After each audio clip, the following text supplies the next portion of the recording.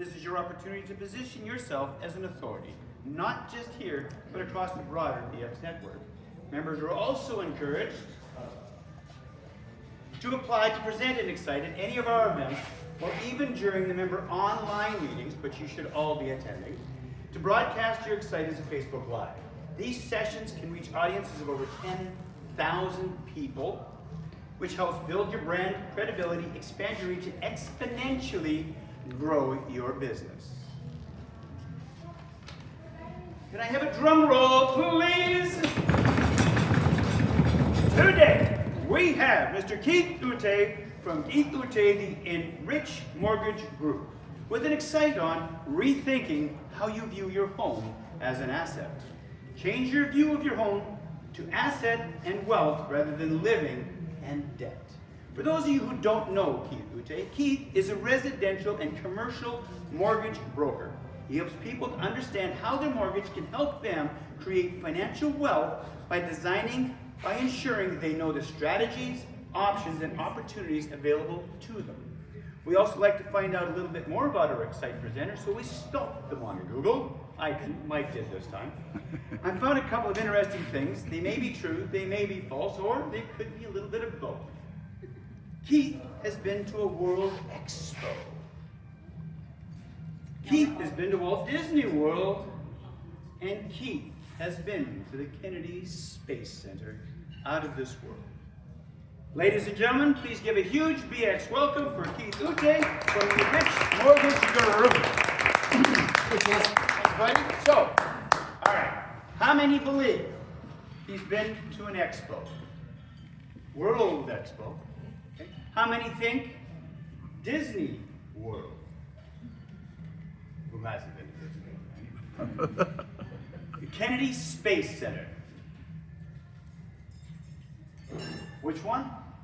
Well, wrong. I was at the World Expo in Hanover in 2000. Hanover, Germany. Really? Yes. Okay. And there's a bigger story about how I ended up there because it was related to basketball officiating, but yes, that's where I was. Cool. I have been to the Kennedy Space Center, which I got to see Spaceship Challenger. If many of you know what happened to Challenger. I got to see it on the launch pad when we were at Kennedy from a mile away. And? Can't get any closer. And I've not been to Disney. What? I went to the Universal instead. All right. Much more fun. All right, Keith, everybody, Keith The Hanna-Barbera ride experience, and then the Back to the Future ride experience. Those are like phenomenal things at Universal in Orlando. So, yes. So Wes reached out to me and he's like, "We need to know more about this mindset piece around treating your home more as an asset rather than a place that you live and a debt that you're looking to pay off for 25 or 30 years." Because most people go into buying a home with that mindset. I'm buying a place to live and I'm taking on a debt that I'm gonna have to pay off for 25 or 30 years. Now, as much as there's truth behind that, people forget that they're buying an asset and that asset has the ability to help them build future wealth if they can put it in their mindset that they're buying a home that has a value of $600, $800, maybe $400, maybe $1 million or more. And this mindset piece comes into play more so as they start to look at, I'm paying this mortgage payment every month, but I'm not building any wealth by putting money into other investments to prepare for retirement. Because in Canada, we have been brought up with this mindset that when we retire, either our public pension, or a private pension if we have a company that we work for that has that, or the government will take care of all of our financial needs when we retire. Who here believes that that's actually the case? Show of hands. Who believes the government is going to be able to take care of all your financial needs when you retire? Sorry. All right. Who believes that the company they work for, right now it's here, pretty much everybody's their own company. Who believes that your own company is currently set up to be able to take care of your financial needs in retirement? Show of hands.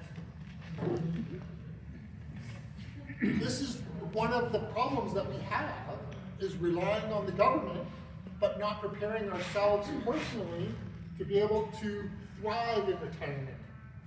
And actually to have refirement rather than retiring and going, now what, I gotta go become a Walmart leader just to pay my taxes.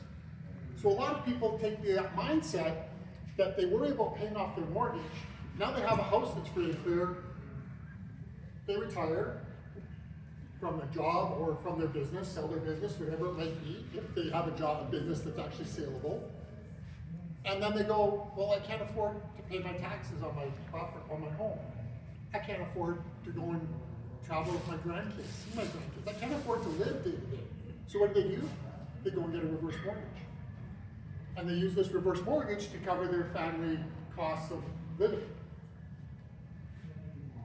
So how come our mindset is that it's okay to borrow money against our home to live off of in retirement, but it's not okay to take the mindset that we can actually be using the equity in our home to build net worth and wealth now, so that when we retire, we have enough wealth built up that whatever we still own our home, we can take that money out, pay it off, owe nothing on our home, but have a big pool of money here that we can also now draw from and live off of. Who would like that scenario? So why do we have a problem with our mindset being that we need to focus on paying off our mortgage and having our house debt-free? It's because that's what our grandparents, parents, aunts, uncles, brothers, sisters, co-workers, friends, all have the belief of. And we feel that we have to be part of that belief because that's what people say we should do. As opposed to taking control of our own financial future and creating one by design for ourselves that's going to be working and developing and growing in a way that we can have a future wealth that could be generational, or it can just be for ourselves to spend as we want. Travel the world, donate to charity, whatever that may be, live comfortably. So, as a Smith Maneuver certified professional, one of the things I help people do is to be able to see and understand how they can implement strategies whereby they can use equity in their home to invest in whatever type of unregistered investment they want, and be able to deduct the interest from the money they borrowed, so that they not only are building wealth on the investment, they're also generating annual tax benefits of lower taxes, whether that be as a self-employed person, lower taxes to pay, or if they are a person who's an employee of somewhere, getting tax returns. And then using those tax returns to further help accelerate, maybe that's what they use to pay their whole life insurance policy, their combined insurance policy, their RSP, their RESP, or accelerating the Smith Maneuver and the pay down on their mortgage, or just paying down on the mortgage. But it's a mindset change of viewing our home as an asset, because we're not buying $20,000, $50,000, $120,000 homes like our parents and grandparents did, where the idea of paying it off was not so daunting. But now, somebody's buying a $600,000 home, and they're buying it with 5–10% down. They're paying millions of dollars over the course of that mortgage, and focusing purely on paying that down, as opposed to going, how can I gain some further benefit, because I'm not saving over here on my RSP. As much as people say, I'm going to save every month on my RSP or my TFSA, they just never seem to come up with the extra money. And the great part about something like the Smith Maneuver is you don't have to come up with extra money, because you're paying down on your mortgage principal every month. And that mortgage principal can become available through the line of credit, and you can give it to a gentleman like Eric, who can take and invest it in unregistered investments, or you can invest it yourself with right understanding and knowledge into unregistered investments, so that you can build future wealth for yourself. I'm going to put you on the spot, Eric.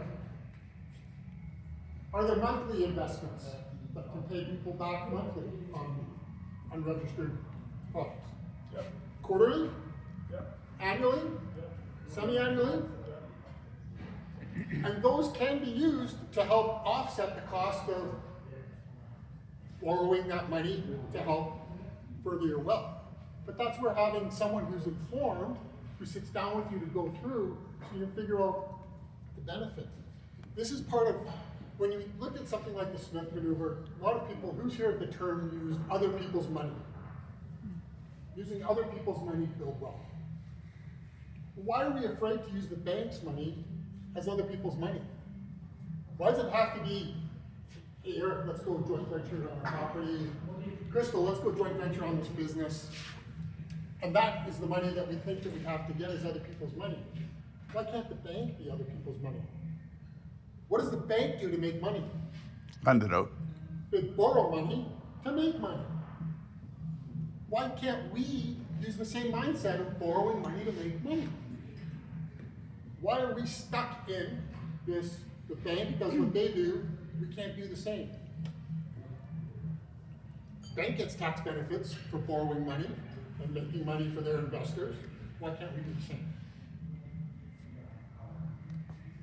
That is a part of the mindset piece as Canadians that, one, to me is so important and critical. I implemented the Smith maneuver in my own home 20 years ago.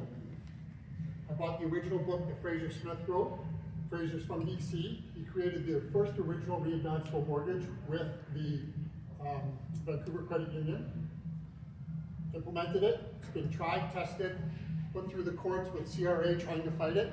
It's proven that it's 100% clear and clean as long as you do it the right way. So that's why people need the guidance of someone who's a certified professional to help them. And then Fraser passed away in 2011. 2016, his son Robinson picked up the torch, and Robinson has taken it to another level. He created the Smith Maneuver Certified Professional Program in 2020. I jumped on and got certified right away. And the people that can be certified are mortgage brokers, accountants, financial planners, and realtors. Those are the 4 categories of people that can become certified. He did have a homeowner certification, where somebody could be a homeowner and could get it. And turned out that some homeowners are really not that great at interpreting the information. What? So he's dropped that piece. He dropped that piece off. And so this is where, for me, in what I do, it's not just theory of me having learned the information and now trying to talk to people about it. I've done it myself. I myself have used unregistered investments as well as real estate to do it. However, people can choose. A lot of times people think that it has to do with real estate. It doesn't. It's any unregistered investment. Any questions?